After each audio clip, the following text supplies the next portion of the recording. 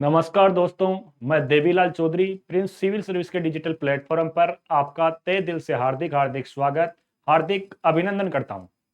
दोस्तों, जैसे अपन राजस्थान का इतिहास के बारे में पढ़ते हैं और कई रोचक कहानियां हैं जो राजस्थान का इतिहास संपूर्ण विश्व में प्रसिद्ध है।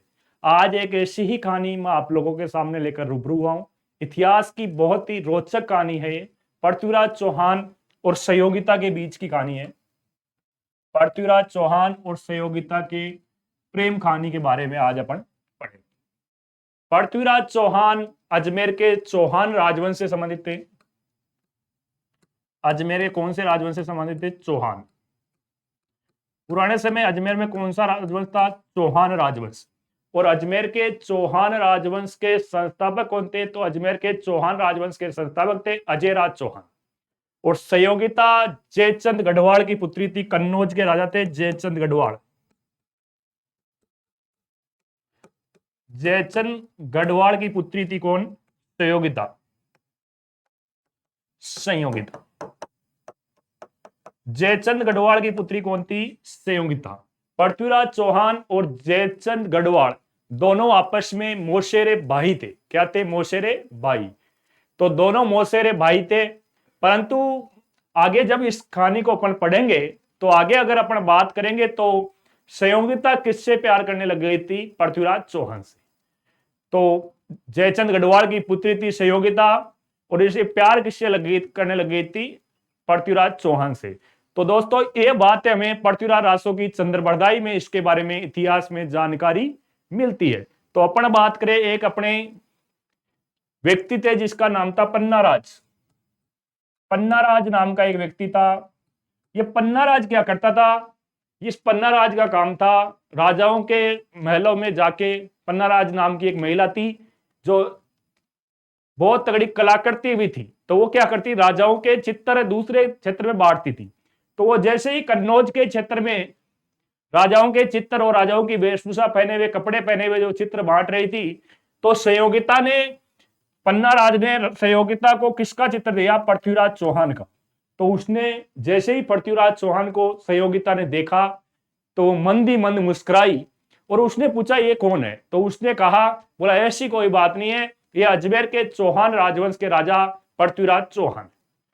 तो जैसे ही उसने ये इमेज देखी तो सहयोगिता को थोड़ी सी मुस्कुराई और सहयोगिता को प्यार किससे हो गया? पृथ्वीराज उस इमेज को देखते। इसके बाद इस पन्नाराज जो इतिहासकार थे, इन्होंने क्या किया? वापस अजमेर उन्होंने क्या किया? जैसा का जैसा सहयोगिता की भी इमेज बनाई और ऐसी इमेज किसको दे दी? पृथ्वीराज चौहान को दे दी। किसको दे दी? पृथ्वीराज चौहान को यह इमेज दे दी। पृथ्वीराज ने भी जब सहयोगिता का जो चेहरा देखा उन्होंने, तो वो भी किससे प्यार करने लग गए? सहयोगिता से। तो इसके बाद दोनों में प्यार परवान पे चढ़ने लगा। आजकल जैसे इंस्टाग्राम, फेसबुक, टेलीग्राम होते हैं, व्हाट्सएप वगैरह, पहले पत्र से प्यार का क्या होता था? परवान चढ़ता था। तो इधर से सहयोगिता पत्र भेजती पृथ्वीराज को और उधर पृथ्वीराज पत्र किसको भेजता? सहयोगिता को। जब यह बात जयचंद गढ़वाल को पता चली तो जयचंद गढ़वाल ने इसे सहयोगिता को बहुत खरी खोटी उसने सुनाई और सहयोगिता को बोला कि पृथ्वीराज तो मेरा मौसेरा भाई है, यह ऐसी शादी नहीं हो सकती। तो फिर क्या किया? जयचंद गढ़वाल ने सहयोगिता का स्वयंवर रचाया। स्वयंवर रचाया। संपूर्ण देश के राजा महाराजाओं को इस स्वयंवर में आमंत्रित किया और इस स्वयंवर में किसको भी आमंत्रित किया? पृथ्वीराज चौहान को। परंतु पृथ्वीराज चौहान तो किससे शादी करना चाहता था? सहयोगिता से। तो बोला स्वयंवर की क्या जरूरत है, अगर मैं शादी करने के लिए तैयार हूं और सहयोगिता भी मेरे से शादी करने के लिए तैयार है। तो जैसे ही ये सारी बातें सहयोगिता पत्र के द्वारा किसको बता रही थी? पृथ्वीराज चौहान को संपूर्ण चीजें बता रही थी। भाई ऐसे मेरे पिताजी स्वयंवर रचा रहे। तो उनके पिताजी भी जब इन्होंने मना कर दिया, पृथ्वीराज ने बोला मैं स्वयंवर में नहीं आऊंगा, तो सहयोगिता के पिता जयचंद गढ़वाल को ये बुरा लगा और उन्होंने स्वयंवर के बाहर एक इमेज लगा दी। एक इमेज यानी एक बाहर मूर्ति लगा दी। किसकी? पृथ्वीराज चौहान की। पृथ्वीराज चौहान की इमेज बाहर लगा दी तो दूर दूर से स्वयंवर में राजा महाराजा उपस्थित हुए। जैसे ही वो किले में एंट्री करे तो किले के बाहर किसकी मूर्ति थी? पृथ्वीराज चौहान की। तो वो बोलते, बोला ये अजमेर का राजा है पृथ्वीराज चौहान। तो पृथ्वीराज चौहान ने क्या किया? वहां पर अपना वेश बदलकर वो पृथ्वीराज चौहान भी संयोगिता के स्वयंवर में उपस्थित हो। जैसे ही सारे राजा जैसे ही दरबार में उपस्थित हुए तो सभी राजाओं के सामने नेम प्लेट लगाई गई। बोला ये शेखावाटी के सीकर के राजा है, ये कोटा के है, ये जयपुर के है, ये किशनगढ़ के है, अजमेर के है, रणथंभौर के। तो इस प्रकार संपूर्ण राजाओं का परिचय कराया गया और सहयोगिता को उसके पिता जयचंद गढ़वाल के द्वारा आमंत्रित किया कि जो संपूर्ण भारत में जो आपको अच्छा राजा लगे उसके गले में यह हार आप पहना दो।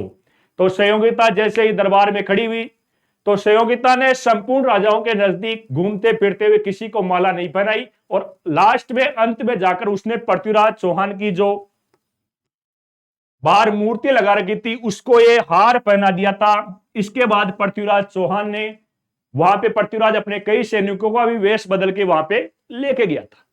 तो लेके गया था तो पृथ्वीराज चौहान सहयोगिता को लेकर कहां पे आ गया, अजमेर आ गया, क्योंकि उस समय चौहानों की मेन गद्दी कौन सी थी, अजमेर। ये बात किसको बुरा लगी, जयचंद गढ़वाल को। तो जयचंद गढ़वाल ने प्रण लिया, बोला जब भी कोई इसके विरुद्ध में खड़ा होगा तो मैं उसके साथ खड़ा रहूंगा। तो इसके समय पृथ्वीराज चौहान, ये पृथ्वीराज रासो की चंद्र बरदाई, अबुल फजल ने भी इनके बारे में बताया, अपने को जानकारी दी। अबुल फजल, मूणोत नैणसी, ये कई इतिहास थे, ग्रंथ थे जिनके बारे में अपने को जानकारी मिलती है। सबसे पहले तो महोबा के युद्ध में जब पृथ्वीराज चौहान महोबा का युद्ध लड़ रहा था तो उसमें भी जयचंद गढ़वाल ने क्या किया था, महोबा के युद्ध में गढ़वालों का साथ दिया था, गढ़वाल राजवंश था उसका साथ दिया था। और उसके बाद पृथ्वीराज चौहान के समय एक युद्ध, दो युद्ध हुए थे। तराइन का युद्ध, तराइन का युद्ध हुआ था। तराइन का प्रथम युद्ध 1191 और तराइन का द्वितीय युद्ध 1192। तराइन के प्रथम युद्ध में कौन जीत गया था, पृथ्वीराज चौहान, और दूसरी तरफ कौन था, मोहम्मद गोरी।